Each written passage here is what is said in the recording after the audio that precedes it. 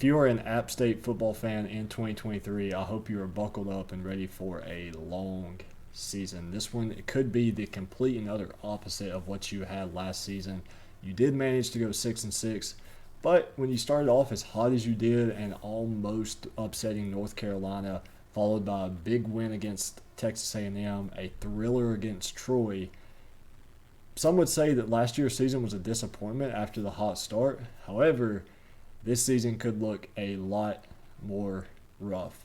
When you break down what you're dealing with the 131st team in returning production. There's only like 135 in FBS, guys.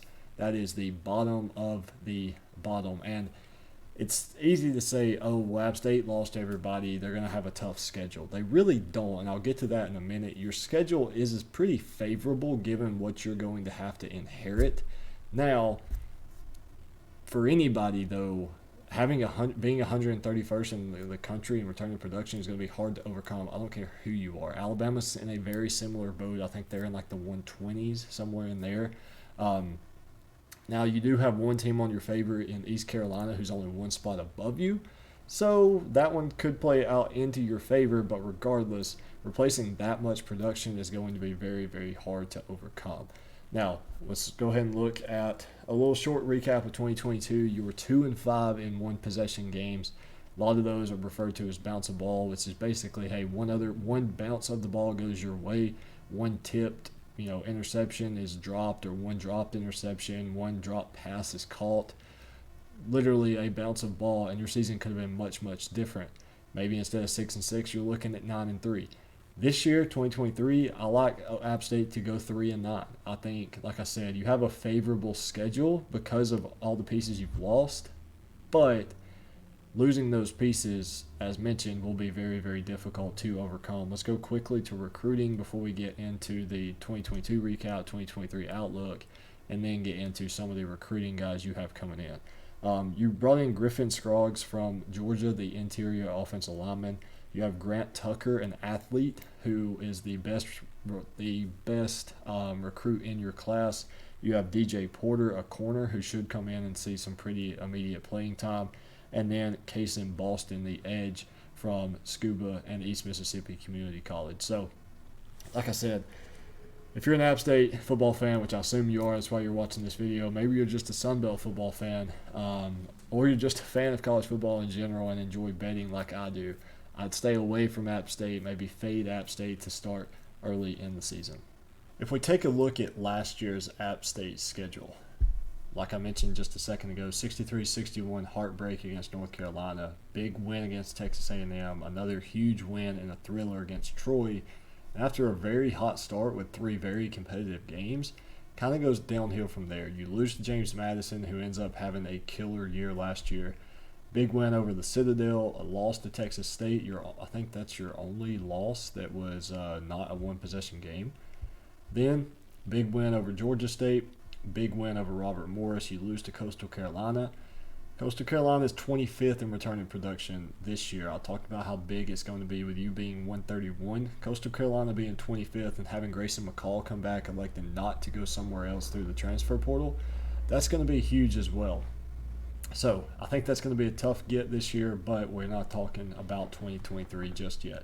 Marshall, another tough loss. Old Dominion was a big win, and then you lose the last game of the season to Georgia Southern in double overtime. Now, like I said, last year wasn't the best year. I mean, you lose 3 of your last 4. You're 2-5 in one possession games. Let's flip and look at this season. This season I think is going to be tough as well. You're going to play in Gardner-Webb to open the year. I'll give you a win in that one. North Carolina, I think that's going to be a loss. Drake Mays probably going to be a top 3 Heisman finalist. You're going to have a tough time stopping him. East Carolina is in the same boat as you. I think they're 130th in the nation in returning production, so good luck with that one. You should be able to win that one. It's at home. I like App State to win it. Wyoming and ULM, toss-up games. You're not going to be that great. They're not going to be that great either. Coastal Carolina, I'm sorry, I'm taking Coastal Carolina. That's a Tuesday night game. I'll record a specific video on that game specifically and put it out that Tuesday morning. So October 10th at 9 o'clock a.m. Go ahead and hit that subscribe button because that video is coming. And I may completely change my prediction on that. But right now, I'm going with Coastal Carolina. Old Dominion, another one team that you played last season. 50-50 in that one. Southern Miss, Marshall, two teams that both, or sorry, I know Marshall beat you last year. I don't think you played Southern Miss. Yeah, so Southern Miss, I still think Southern Miss has the edge in this one now. You are going to be about 8 games deep at that time, but I'm going to give edge to early to Southern Miss. Georgia State, James Madison, could be a revenge game. You're going on the road. Don't really know how James Madison is going to be this year after a very dominant performance last year. And then you finish with Georgia Southern, who beat you in double overtime. So it's going to be a rough season, but luckily you don't have a brutal schedule.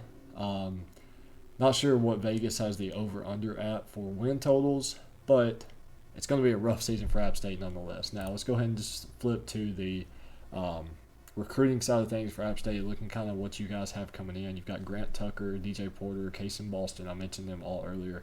Chris Lawson Jr., a good wide receiver out of Columbia, South Carolina. Brian McInnes is another guy I think you may can keep an eye on. Joey Aguilar, Caden Sweat, Mason McHugh, Jalen Calhoun, Jalik Thomas, another Hutchinson community college guy. You had a couple community college transfers. Joey was one, Malik was one, Trenton was one. I think there's another one up here. Yeah, Kaysen was East Mississippi. And then Mason, the quarterback, was from the IMG Academy. So there's potential. There's a lot of potential. Now we go look at the transfers. You got Logan coming in from, I think that's Montana, Missouri State. Okay. Griffin from Georgia, we touched on him. Thomas Davis, the edge out of Miami. E.J. Jackson from Marshall. Thornton Gentry from NC State. You've got another Marshall transfer, Jack Murphy. Michael Fletcher from Michigan State. Sean Collins from Rutgers. Jarrett Paul from Kansas. Christian Ford from Mississippi State. So you've got a plethora of Power 5 transfers coming to you. Most of them will probably be immediate starters. Question turns into, though, what can you make of that? So overall prediction, I think it's going to be rough for App State. I've said that over and over again. I think it's just going to be a lot for you to overcome. I think best case scenario, you go 6-6. I just don't see you having a dominant season, 9-3, 10-2. I think that's kind of out of the picture here. But I do think for App State, you could go bowling. Realistically here, I think I said 3-9 at the beginning of the video. I'm gonna go real prediction at 4-8 as this season progresses. I could flip and go 8-4, but right now it's June 14th. I'm gonna have to go with a 4-8 season for App State. Be sure to join our Discord and hit that subscribe button so we can talk football, talk App State, talk Sun Belt, talk whatever you want. Football season is only about 12 weeks away.